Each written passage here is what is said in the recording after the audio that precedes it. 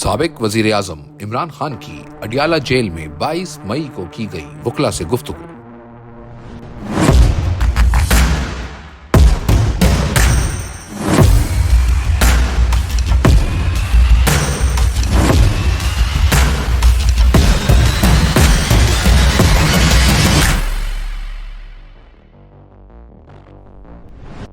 9 مئی کے جھوٹے کیسز کا ٹرائل ایک بار پھر شروع کیا گیا ہے۔ 9 مئی ایک فالس فلیگ آپریشن تھا جس کی سی سی ٹی وی فوٹیج آج تک پیش نہیں کی جا سکی، اور پچھلے 2 سال نے یہ ثابت کیا کہ اس کا واحد مقصد تحریک انصاف کو کچلنا تھا۔ 9 مئی کی سی سی ٹی وی فوٹیج اگر پیش کر دی جائے تو سچ سب کے سامنے آ جائے۔ ملک بھر کی طرح پشاور میں بھی ہمارے امیدواروں سے فارم 47 کے ذریعے سیٹیں چھینی گئیں۔ الیکشن پٹیشنز کا فیصلہ دینے کے لیے زیادہ سے زیادہ 180 دن کا وقت ہوتا ہے، لیکن 15 ماہ گزرنے اور بار بار قانون اور جج بدلنے کے باوجود اب تک سماعت بھی نہیں شروع ہو سکی۔ پشاور سے ہمارے جن لوگوں کا مینڈیٹ چھینا گیا، ان کو کابینہ سمیت فوری طور پر ہائی کورٹ سے رجوع کر کے پٹیشن دائر کرنی چاہیے اور الیکشن کمیشن کے سامنے احتجاج بھی کرنا چاہیے۔ اس کے علاوہ خیبر پختونخوا اسمبلی سے قرارداد بھی منظور کریں۔ بطور پارٹی سربراہ بجٹ اور پالیسی سازی کے حوالے سے خیبر پختونخوا کی حکومت نے مجھ سے ہدایات لینی ہوتی ہیں۔ عوام نے تحریک انصاف کو حکومت کے لیے منتخب کیا ہے تو پالیسی مرتب کرنا بھی ہماری ذمہ داری ہے۔ لہٰذا بجٹ پیش کرنے سے پہلے علی امین گنڈاپور اور وزیر خزانہ کی مجھ سے ملاقات کروانا ضروری ہے۔ مذاکرات کے حوالے سے کوئی مجھ سے ملاقات کرنے نہیں آیا، یہ خبر محض جھوٹ پر مبنی ہے۔ 3 وجوہات کی وجہ سے اس وقت قوم کو اتحاد کی شدید ضرورت ہے۔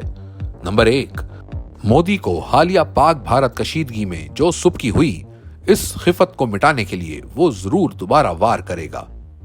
نمبر 2، خیبر پختونخوا اور بلوچستان میں آئے روز دہشت گردی کے واقعات میں معصوم لوگ شہید ہو رہے ہیں۔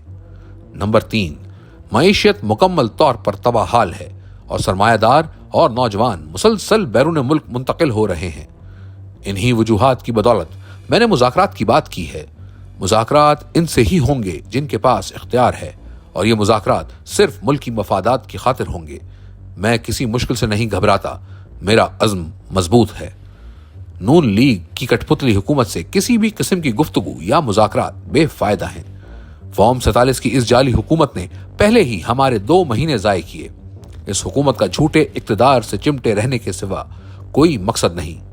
ان کے اختیار میں کچھ بھی نہیں ہے۔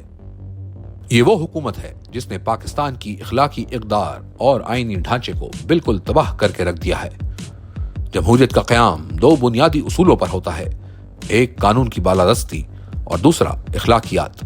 مجھ پر اور تحریک انصاف سے منسلک دیگر لوگوں پر جس طرح کے بے بنیاد سیاسی مقدمے بنائے گئے ہیں، جبری اغوا اور گمشدگیوں کے بعد پارٹی ممبران سے تحریک انصاف چھوڑنے سے متعلق پریس کانفرنس کروائی گئی، اور اس سے ثابت ہے کہ ملک میں قانون کی بالادستی ہرگز نہیں بلکہ جنگل کا راج قائم ہے۔ اخلاقیات کی پستی کا یہ عالم ہے کہ چیف الیکشن کمشنر اور دیگر ممبران الیکشن کمیشن اپنی مقررہ مدت پوری کرنے کے باوجود عہدوں پر براجمان ہیں۔ متنازع آئینی بینچ کا قیام، اس کے فیصلے اور کیسز کی ہینڈلنگ سے اخلاقیات کی گراوٹ ثابت ہے۔ قانون اور اخلاقیات کی عدم موجودگی میں جمہوریت ہرگز نہیں پنپ سکتی۔ یہ معاشرے کی تباہی کا باعث ہے اور ہمارے لیے لمحہ فکریہ ہے۔ مجھ پر ہر طرح کی سختی کی جا رہی ہے، میرے بچوں سے میری بات تک نہیں کروائی جاتی، میرے اہل خانہ سے ملاقات کئی دن روک لی جاتی ہے، اور میرے معالج تک کو مجھ سے ملنے نہیں دیا جاتا۔ اس کے باوجود میں اپنی قوم کی خاطر ڈٹ کر کھڑا رہوں گا۔